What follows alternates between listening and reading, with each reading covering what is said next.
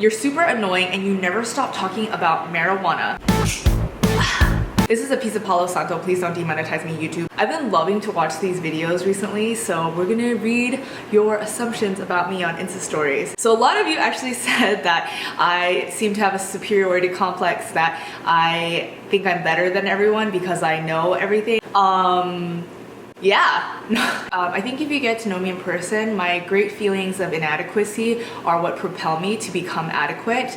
So it's just me feeling motivated by what I think I don't know, which is essentially everything. So I try to learn about everything in that sense.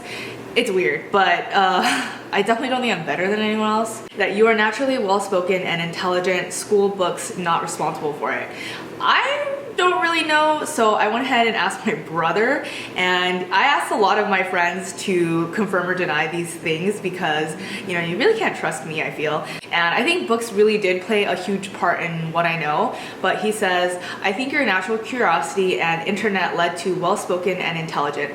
Definitely not school, maybe books that you found out via internet. And I said, wow, interesting, thank you. And he said, I don't know, I don't like to think intelligence comes naturally because it can be the foundation for racism and other types of prejudice. Stay woke, fam. You lack life explanation. That's why you resort to parodying self-help philosophy books to give advice. 100% lack life explanation. That's entirely what philosophy is. What is the meaning of life? Why are we here? Who are we? That's a consistent, never-ending poll in my head. That's not actually why I give out the advice that I do. It's just because that's the advice that helped me. And that actually brings me to the next assumption. You push yourself to believe the self-help advice you give to others, even if it doesn't feel true. I read so much about a lot of things: business, finance, philosophy, self-help, development, but ironically, I read a lot of trash, and there's a lot of self-help that's marketed towards young white women who love bohemian kombucha. Which I freaking love. I'm not hating at all, but I'm just saying that a lot of self-help is a little bit flowery for me, and it's too, you know, be positive, be happy. And I feel like I'm more of a cynical, realistic person in that sense. And so a lot of the self-help that I spew out on my channel is actually self-help that I actually think is reasonable and applicable to my own life. I do not preach anything I don't practice or take with me to heart. I think you're popular, but in real life, you are just an average individual. Correct, I am an average individual. Do I think I'm popular? Good God, no. You are a lightweight, haha, sorry. I'm not even lightweight, I'm intolerant. I get hives, I'll vomit, my vision gets blurred, my throat closes up. I still do it if I have Pepsid and lots of carbs in me, but yeah. You poop a lot, yes. You're actually the bitchy and the low-key judgy person from your friends. A fucking bitch. The bitchiest. I feel like you're sassier than you let people to believe. You're also a very inspiring person. Thank you. Yes, I am a lot sassier in person. I have a lot to say. It's just my personality. I got lots to say. So a lot of you either said I'm super rich and have money and I depend on my parents. I've never had a real job. And a lot of you said I work for everything I have. Since I was 15, I've always worked 3 jobs. And since I was 15, my parents haven't paid for anything except for school. And I was on financial aid for all of my 4 years at UCLA. So I pride myself in having everything that I have and me earning it. I'm just the type of person who, if you give me something, I don't want it. I need to earn it. I kind of flipped out because my middle school friend, Salvador, who I didn't even know followed me, he said, this is not an assumption, but I assume most people don't know you worked, that you've been working so long on this dream of yours. And I remember 07 at Ross Middle School, which is where I went, and he said, but you were nice, and we talked about Taking Back Sunday and American Apparel, which I thought was so crazy. So hi Salvador, if you're watching this, that's fucking gnarly. This next assumption actually made me really sad, and it said, you're really beautiful, but I feel as if you don't see yourself that way, and you have no idea how pretty you are, question mark, question mark. Honestly, while I do think that prettiness and beauty can come in different forms and packages, like you can be pretty for your heart and your personality, but you can also be, you know, externally pretty for your features. I definitely think I'm just pretty for my personality, my heart, and this is like an overarching theme with me, and like my friends know this. And there's been many drunken nights where my friends have tried to validate me and tell me how beautiful I am, but it's just really sad to say that if you yourself don't see yourself that way, it just doesn't really matter. But yeah, this assumption is true. A lot of you said deep down you want a boyfriend, you want to be in a relationship, and true. You have a lot of mans after you, but you're only interested in a few. So I asked Sandy and Diego, who are the two closest people in my life, to confirm or deny, to say true or false, and they both said true. I don't see it that way, but you're super selective about boys. I don't see it that way, but I probably am. Dating is hard because no man will ever meet your standards of self-awareness. Not true. Dating is just hard in general. You lie about liking kale. I can't eat what my food eats. I genuinely love kale. People always describe you as the chill one. False. I am super high energy, balls to the wall crazy all the time. You're fat phobic and you hide it by talking about quote unquote wellness. Follow blah blah blah. First off, our entire society is fat phobic. If you can teleport and transport me to another time and place where we don't talk about thigh gaps, skinny tea, and the Kardashian hip implant, I will gladly go there. Number two, I am trying to coin the term second dinner. Number three, I had a chronic illness till I was about 21 years old, and I didn't know what it was like to be healthy up until I turned 22. The fact that I'm this healthy all the time is beyond me. I didn't know people felt like this all the time. And lastly, I just want to say, while I've had a pretty healthy relationship with food, overall I think that this assumption is super insensitive and very condescending, because you don't know what women or other people are going through on their journeys to loving their body. And even myself, I have always struggled with body dysmorphia and seeing my body in a different light than it truly is. I think it's just really important to be cognizant of other people's feelings in their body. I just also want to say that if you look on my channel, I don't have any weight loss routines. I don't have any fitness routines.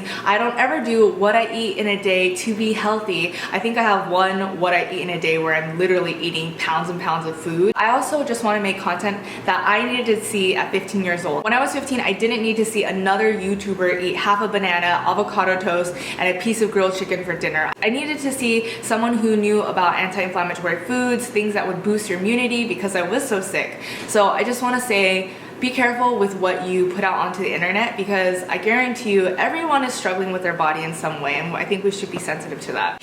You are not into fancy underwear / lingerie and just wear comfy plain ones. Yeah, these are definitely not the Mike Calvins that Kendall Jenner is wearing. Bonk. I got a lot of assumptions that said I'm an overthinker, I think too much, and true, I do think a lot. You're super annoying and you never stop talking about marijuana. This is a piece of Palo Santo, please don't demonetize me, YouTube. People are usually surprised when they find out you smoke weed. Fact, you just started smoking weed within the last 6 months and you think you bad. You are, but. So false, I actually started smoking when I was like 17.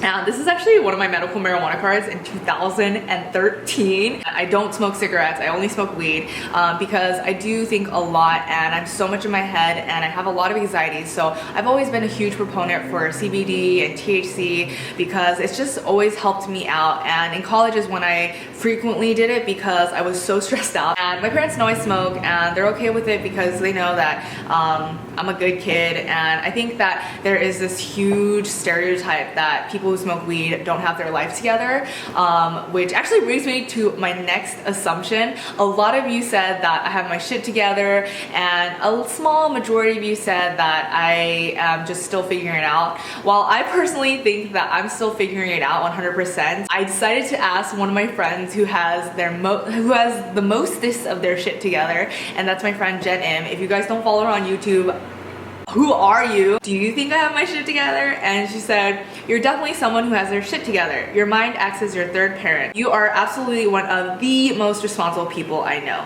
So thanks, Jen. That was really nice. I think the reason why I started talking about weed is because it's legalized now, and also it's just been a big part of my life. I thought I would leave it behind in college and I threw away all my weed paraphernalia back then, and honestly I just ended up accumulating again.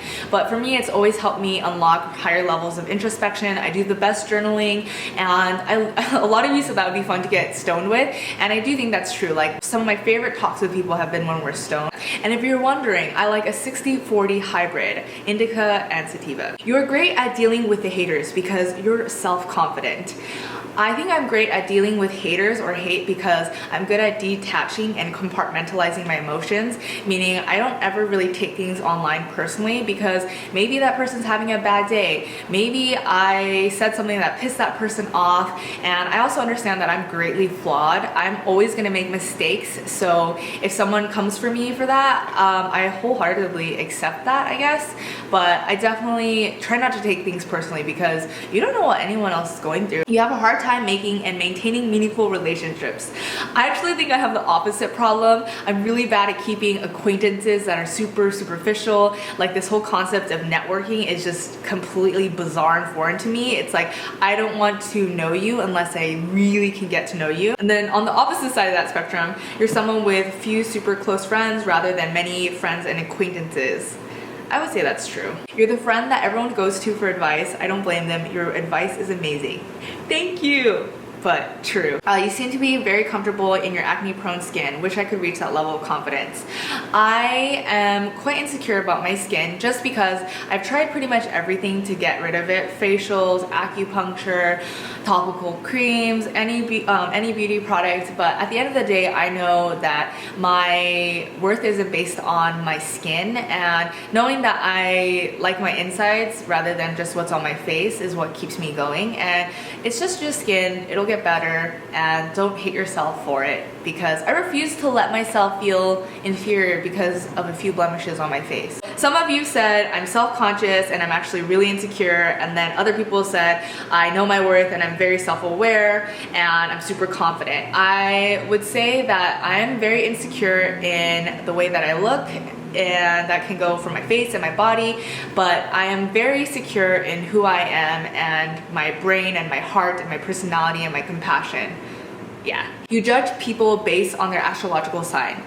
False. I always say as an intellectual, pseudoscience. As a creative, as a free spirit, as a dreamer, I fucking love astrology. It's more important whether or not you resonate with your signs or your characteristics, because that tells me about how you see yourself. All personality tests, astrology, to me they're pseudoscience at the end of the day, but they're just a really fun tool for self-awareness if you lack a lot of it, and that's why I like it. Once that I'm a Sagittarius, I'm actually an Aquarius. It's motherfucking season. You don't like going to events / launch parties. True. Sometimes it's very soul-sucking. You are really sad all the time. You feel out of place in the industry you're in. I'm pretty half-half, like really happy and then really sad. Sometimes I feel out of place in my industry, but not that much. You are OCD about everything and anything. False. I'm pretty easygoing. You always have to be quirky and unique. I genuinely wish it took effort to be this odd. You'll go to eat somewhere just because the place is pretty and you don't really care about the food. I actually do the opposite. Hole-in-the-wall pupusas, yukejang, banxiao, am I saying that right? That you won't shut up in front of injustice and speak up when somebody is rude to you or anybody. Social justice, yes. So if someone's homophobic, racist, sexist, I will say something, but probably very politely. When you get drunk, you talk about politics and the importance of female empowerment. You mean you don't go to bars telling people about their misogyny? Alright, thank you guys so much for submitting your assumptions about me. That was thoroughly entertaining, at least on my part. A lot of you were really nice to me, so thank you so much. And honestly, I got so many nice assumptions that I didn't even post in this video just because it's more entertaining when people are mean. Unfortunately. Someone wrote this in and it just really touched my heart, and I think it's a good note to end on. And she said, not an assumption, but I wish for you to be happy and at peace.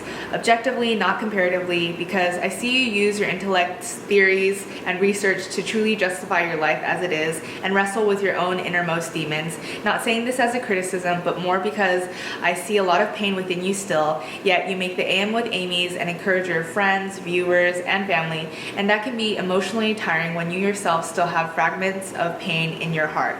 Just wanted to send you some compassionate truth and leave you with goodwill. I just thought that was so nice. Screenshotted and favorited in my phone so I can look at it whenever I'm feeling down. But thank you so much for your sweet message, and thank you guys for submitting your assumptions about me. Give this video a like if you liked it, hit the subscribe button. Videos are free and every Monday, and I'll see you guys in my next one. Bye! Hey.